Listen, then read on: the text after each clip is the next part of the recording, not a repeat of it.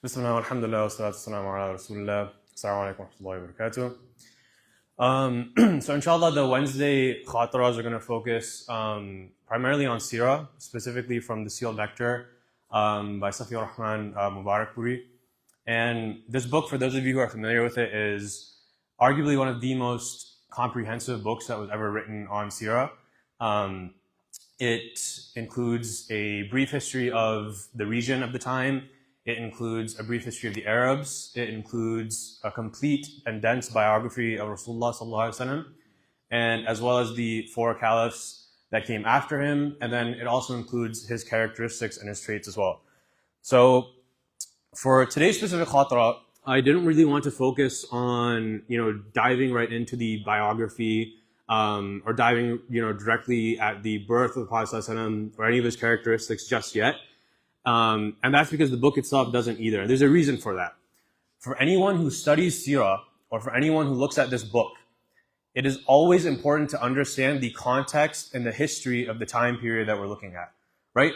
The reason being that if we try and analyze the Seerah, the life of the Prophet ﷺ, without taking a deep delve into the conditions that he was sent to us in, and as well as the conditions that the Quran was revealed in, it's very difficult to understand why anything took place, right? What was the purpose of the message and what made this area so good or so bad for the message to propagate. So we'll start off with the characteristics of the region itself, right? So we know, obviously, geography-wise, pretty much a very isolated region, right? In the northern portions of the Arabian Peninsula, we primarily have, very, very harsh terrain. Not only is it very dry, but it's very mountainous. So very, very difficult terrain to sort of traverse. And so for this reason, very interestingly, despite the fact that there is so much going on historically with the Persians and their empire expanding at this time, being one of the epicenters of civilization in the time period, the same with the Tigris and the Euphrates and the Fertile Crescent in Mesopotamia, and with the Egyptians as well, the Arabian Peninsula is sort of an anomaly. It's sort of like an enigma in this sense, because it doesn't really undergo those same accelerations in terms of its development, right? In this specific region, we have people who are primarily nomadic.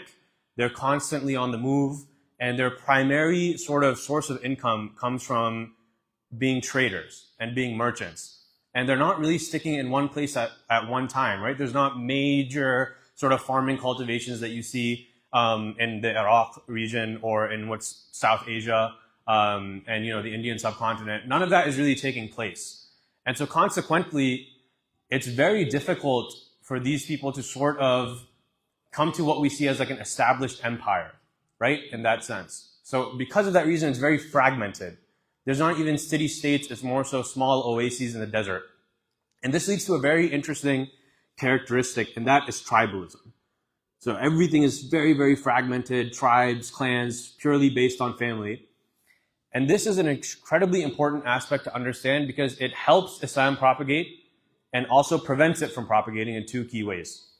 The way that it helps is that this is such a unique example of brotherhood that is not really present anywhere else, right?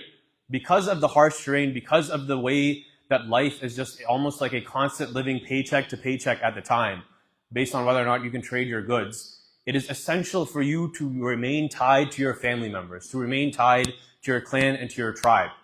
And this is something that we sort of use in Islam, right? The brotherhood is essential. Everything revolves around doing things in congregation, whether that's the Jum'ah prayer, whether that's all of you here attending for the Isha prayer, right?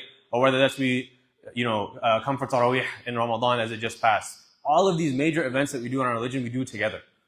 And this sort of foundation exists at the time through tribalism, but the opposite is also true. Tribalism leads to hatred, it leads to examples of racism quite literally at the time, and it leads to very difficult situations for unity to actually occur, ironically, even though tribalism encourages so much holding together, right? So this is the one condition that we have to look at. So this is how it helps and how it hurts. Condition number 2, because of the fact that there wasn't really a center of civilization, for this reason were the Bedouin Arabs, were they very literate and educated, or were they poorly read or educated? First or second? Latter, right? It was the latter.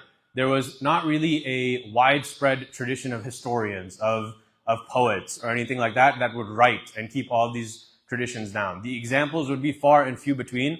And because there was not a hard sort of tradition of writing, what did they have to do instead to pass down their stories? If you can't write, what are you going to try and do? If I tell you, for example, that my phone number is 5406 or something, you have no ability to write it down to remember it, what are you going to do instead? You're going to memorize it. Is this good or bad for Islam? Good, right? What do you do with the Quran? Why is the Quran preserved? Through memorization, exactly. So this is a second key characteristic that we need to understand, right? Characteristic number 3 that Safi Rahman Mubarakpuri talks about was the fact that these extremely rough and harsh conditions bred some of the best warriors of the time, unexpectedly so. Because the Persians, the Romans, even the Egyptians at this time were somewhat revered for their military strength, right? In contrast to the Bedouin Arabs, they were constantly viewed as just these caravans that would just make these sort of harmless alliances with random groups, nothing to ever be feared for. But because of these harsh conditions, you had some of the most resilient warriors come out of the Arabian Peninsula, primarily because they knew the terrain extremely well. And if you are fighting in these types of conditions, what happens when you get to a place that's fertile and there's land for you and your armies can rest and they can propagate and they can eat food and stuff like that, compared to essentially roaming around on rocks and fighting in those types of areas, right? And this is historically true. When Islam sort of exited the borders of the Saudi Arabian Peninsula as we know it today, it spread rapidly, propagated immediately. Immediately the borders went from Morocco all the way towards present-day Afghanistan, right? So they're propagated immediately. That's condition number 3 that he talks about. Condition number 4, and this is a very, very interesting condition. This will be the last condition that we talk about. Safi Rahman Mubarakpuri makes a very interesting claim. And he says that oftentimes we think of the concept of Rasulullah ﷺ coming to the Bedouin Arabs as a major honor for, as a major source for the Arab world to have a lot of pride in this sense, right? And he makes a very interesting claim about this. In the book, he says, it was not an honor for Rasulullah ﷺ himself to have been an Arab, but rather an honor for the Arabs who have gotten Rasulullah ﷺ. And why does he make this point, and why is this so essential? Every single one of these civilizations in the surrounding area was already going on a fast track towards development, right? The Persians were phenomenal, like I mentioned, in their military strength. We don't even need to touch on Rome and what they contributed to history, to literature, to architecture. Same with the Greeks. The same holds true with the Egyptians, right? What they were able to contribute with engineering and mathematics, and the same in South Asia with farming and agriculture. But the Arabs were given this very, very unique gift, the Bedouin Arabs, of the religion. And this was able to essentially extinguish so many of the negative characteristics in the Bedouin culture as well. We talked about one of them being tribalism.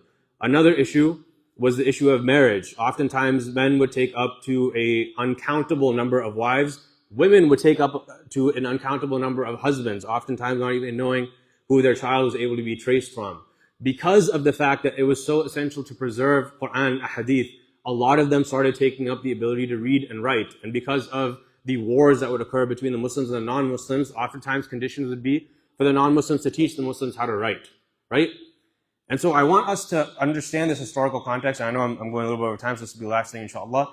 The reason that this is so important to get is because Islam did not enter in a vacuum. It was not a coincidence, and it would be an insult to Allah Azza wa Jalla to say it is a coincidence that Islam came in this region.